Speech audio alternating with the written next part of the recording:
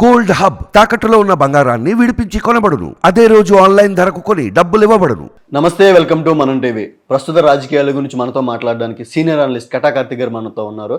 నమస్కారం సార్. నమస్కారం సార్, కవితని తిహార్ జైలుకి 14 రోజులకి రిమాండ్కి పంపించడం జరిగింది. అయితే ఏప్రిల్ అంటే 14 రోజుల తర్వాత ఏప్రిల్ 9న అంటే పొడిగించే అవకాశం ఉందా రిమాండ్ని, లేదంటే బెయిల్ వచ్చే అవకాశం ఉందా? ఇంకొక విషయం ఏంటంటే ఆ మధ్యంతర బెయిల్ కోసం అంటే వాళ్ళ పిల్లల ఎగ్జామ్స్ కోసం మధ్యంతర బెయిల్ కూడా వేయడం జరిగింది. అంటే అది ఏప్రిల్ 1కి వాయిదా వేయడం జరిగింది. ఆ మధ్యంతర బెయిల్ కూడా వచ్చే అవకాశం ఉందా? ఫస్ట్న ఏప్రిల్ 1 విడుదల.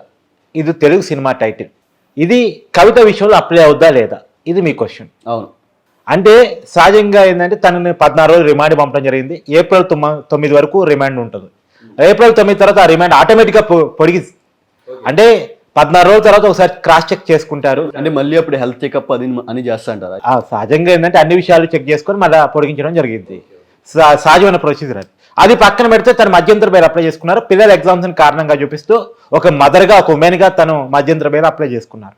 ఆ కండిషన్స్ తోటి మధ్యంతర బెయిల్ ఏప్రిల్ 1 తారీఖు వాయిదా వేయడం జరిగింది. ఏప్రిల్ 1 తారీఖు మధ్యంతర బెయిల్ వస్తా రాదా? మధ్యంతర బెయిల్ అయినా బెయిల్ అయినా 5 కండిషన్స్ చూస్తారు. ఆ 5 కండిషన్స్ ఏంటి? మొట్టమొదటి, నేరం తీవ్రత ఎంత? రెండోది, నేరంలో కవిత పాత్ర ఎంత? మూడోది, కవితగా బెయిలిస్తే బయటికి పోయి సాక్ష్యాధారాన్ని ప్రభావితం చేస్తుందా లేదా? నాలుగోది, ఇందాక సాక్షులను ప్రభావితం చేస్తా లేదా, ఇది సాక్ష్యాధారాలను ఏమైనా చేస్తా లేదా? 4వ కండిషన్. అంటే మెటీరియల్ ఎవిడెన్స్ ధ్వంసం చేసే అవకాశం ఏమైనా ఉందా అనేటువంటిది పర్టికులర్ పాయింట్. అది 4వ పాయింట్. 5వ కండిషన్ ఏంటి అంటే తను బయట చేసరికి పారిపోయే అవకాశం ఏమైనా ఉంటుందా బెయిల్ ఇచ్చి బయటికి పంపిస్తే? ఈ 5 కాదు. సహజంగా ఏంటంటే పాస్పోర్ట్ పెట్టుకునే వాళ్ళ దగ్గర పూచికత్తుగా పెట్టుకునే విడుదల చేస్తారు, బెయిల్ ఇస్తారు జనరల్గా. అయితే ఇప్పుడు ఇది నార్మల్ బెయిల్కి జనరల్గా చూసే కండిషన్స్. మధ్యంతర బెయిల్ వేరు, నార్మల్ బెయిల్ వేరు. నార్మల్ బెయిల్కి మధ్యంతర బెయిల్కి ఉన్నటువంటి తేడా ఏంటంటే, నార్మల్ బెయిల్ ఏంటంటే విచారణ ఒకసారి ముగిసిన తర్వాత ఇక విచారణ అవసరం లేదు అనుకున్నప్పుడు తను ఆ కేసుకు సంబంధించిన సాక్ష్యాలని సాక్ష్యాధారాన్ని అన్ని ఎంక్వైరీ సంస్థలు స్వీకరించిన తర్వాత ఇంకా దోషిగా నిర్దోషిగా తేల్చడం ఒకటే లేట్ అనుకున్న టైంలో కేసు విచారణ జరుగుతున్న సమయంలో తను ఇంకా దోషి కాదు కాబట్టి తనకి బెయిల్ ఇచ్చి దోషిగా లేదా నిర్దోషిగా తేలేంత వరకు ఆ బెయిల్ కాలంలో ఉంటుంది. దోషిగా తేలితే మళ్ళీ తిరిగి జైలుకి రావాల్సి, అంటే ఏ శిక్షణ అయితే కోర్టు విధిస్తూ ఆ శిక్షకి వెళ్లాల్సి వస్తుంది. నిర్దోషిగా తెలిస్తే ఆటోమేటిక్గా బయట ఉండిపోతారు. ఓకే.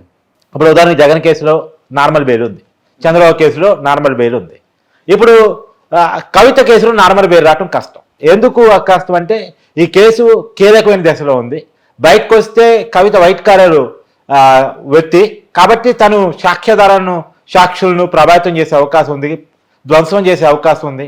తన మీద గతంలోనే ఫోన్లు ధ్వంసం చేశారనేటువంటి అభియోగం ఉంది కాబట్టి ఖచ్చితంగా తనకి బెయిల్ రావడం కష్టం. రెండోది, ఇదే కేసులో మనీష్ సిసోడియా ఢిల్లీ ఉప ముఖ్యమంత్రిగా ఉన్నైతే 30 సార్లు బెయిల్ అప్లై చేసుకుని 30 సార్లు క్యాన్సిల్ అయింది. అతను 19 నెలలుగా జైల్లోనే గడుపుతున్నాడు. సో బెయిల్ రావడం కష్టం కాబట్టి మధ్యంతర బెయిల్ కవిత అప్లై చేసుకుంది. అసలు మధ్యంతర బెయిల్ అంటే ఏంటి? మధ్యంతర బెయిల్ అంటే ఏంటంటే ఒక సపరేట్ కండిషన్స్లో, అంటే హెల్త్ రీజన్స్ కావచ్చు, లేదా ఫ్యామిలీ రీజన్స్ కావచ్చు, ఇతరత్తో ఏదైనా రీజన్స్తో ఒక టైం బాండింగ్, అంటే కొన్ని రోజుల పాటు లేదా కొన్ని వారాల పాటు ఒక టైం బాండింగ్ పెట్టుకుని ఆ మధ్యంతర బెయిల్ ఇస్తారు.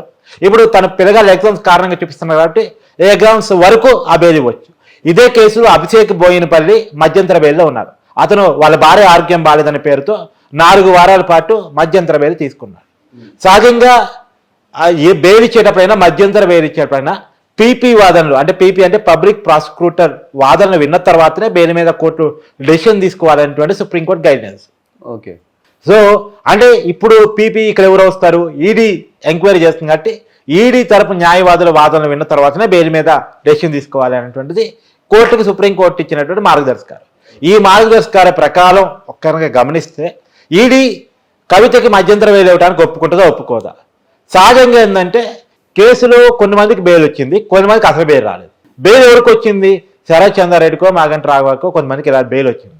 బెయిల్ ఎవరికి రాలేదు? మనీష్ సిసోడియాకి కొంతమందికి బెయిల్ రాలేదు. ఎందుకు బెయిల్ రాలేదు, ఎందుకు బెయిల్ వచ్చింది? బెయిల్ వచ్చిన వాళ్ళు అప్రూవ్డ్గా మారారు. అప్రూవ్డ్గా మారినప్పుడు ఏంటంటే వాళ్ళ పట్ల ఈడీ ఉదాసీనంగా వ్యవహరిస్తుంది.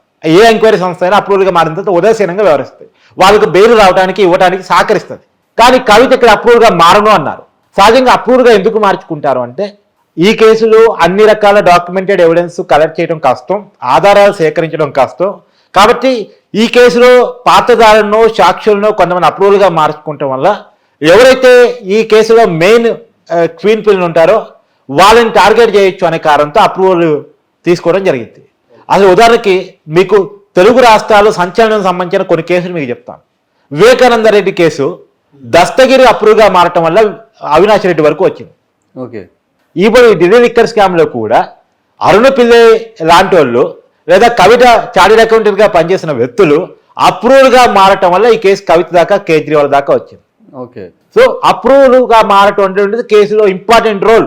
అందుకని అప్రూవల్కి ఏంటంటే కేసులో ఉదాసీనత వ్యవహరిస్తుంది ఈడీ అయినా, అది వేరే ఎంక్వైరీ సంస్థ సిబిఐ అయినా లేదా సిట్ అయినా ఏ సంస్థ అయినా సరే. ఈవెన్ చంద్రబాబు స్కిల్ డెవలప్మెంట్ కేసులో కూడా చంద్రబాబు నాయుడిని గట్టిగా ఇరికించడం కోసం కొంతమందిని అప్రూవల్గా మార్చుకోవాలని అప్పుడు ఏపీ పోలీస్ సిఐడి చాలా ప్రయత్నం చేసింది. కానీ ఎవరు అప్రూవల్గా మారకపోవడంతో సిఐడి అనుకున్నది కుదరలేదు. కాబట్టి ఏ కేసులోనైనా అప్రూవల్ అనేది చాలా ఇంపార్టెంట్. ఇక్కడ కవిత అప్రూవల్ కానంట అన్నారు, అంటే నేను అప్రూవల్గా మారను అంటున్నారు. కాబట్టి కవిత విషయంలో బెయిల్ రావడానికి ఈడీ సహకరించే పొజిషన్ లేదు. ఈడీ వైపు నుంచి నాన్ కోఆపరేషన్ ఉంటుంది. మరి అయినప్పటికీ కోర్టు కవిత వాదనని కనుక కన్సిడర్ చేసుకొని బెయిల్ అయితే ఇప్పటికిప్పుడు సాధ్యం కాదు. మధ్యంతర బెయిల్ ఏమన్నా ఇస్తే చెప్పలేము. ఎందుకంటే ఒక పిల్లల ఎగ్జామ్స్ అయ్యటానికి తల్లి పాత్ర చాలా కీలకమైంది, తల్లి గైడ్ లైన్స్ చాలా కీలకమైంది. వాళ్ళ అంటే కవిత భర్త వాళ్ళ పిల్లల ఫాదర్ కూడా ఇదే స్కామ్లో విచారణలు ఎదుర్కొంటా ఉన్నారు. కాదు ఇంకా బయట జరుగుతూ ఉన్నట్టున్నారు, ఆయన విచారణకు హాజరుగానట్టున్నారు. సో ఏదేమైనా ఆయన కూడా అదుపులో తీసుకునే అవకాశం మనకు కనపడుతూ ఉంది, అనిల్ భర్త. సో కాబట్టి కవితను ఏమన్నా కన్సిడర్ చేసి వేధిస్తారా మధ్యంతర బెయిల్ అనేటువంటి చూడాల్సి ఉంది. అది మధ్యంతర బెయిల్ ఇచ్చినా సరే అదే కండిషన్స్ ఉంటే అది కూడా తాత్కాలికం మాత్రమే. ఈ కేసు గురించి బయట ఎవరితో మాట్లాడకూడదు, ఎవరిని కలవకూడదు, ఇలాంటి అనేక అంటే సెక్యూరిటీతో పంపిస్తారండి బయటకి ఒకవేళ. ఎస్ కేంద్ర బలగాలు ఉంటే వాళ్ళ నిఘాలోనే తను ఉంటుంది. సో ఎందుకంటే ఎంక్వైరీ చేస్తుంది కేంద్ర నిఘా సంస్థ కాబట్టి, కేంద్రానికి సంబంధించిన ఈడీ అనేటువంటి సంస్థ కాబట్టి కేంద్ర బలగాల ఆధీనంలోనే. ఒకవేళ మధ్యంతర బెయిల్ రాకపోతే ఏప్రిల్ 9th ఏమయ్యే అవకాశం ఉంటుంది? ఏముంది, ఆటోమేటిక్గా రిమాండ్ పొడిగిస్తుంది. తర్వాత నార్మల్ కూడా బెయిల్ కూడా అప్లై చేసుకుంటారు. ఒక రిజెక్ట్ అవుతున్నా కానీ మళ్ళీ అప్లై చేసుకుంటారు.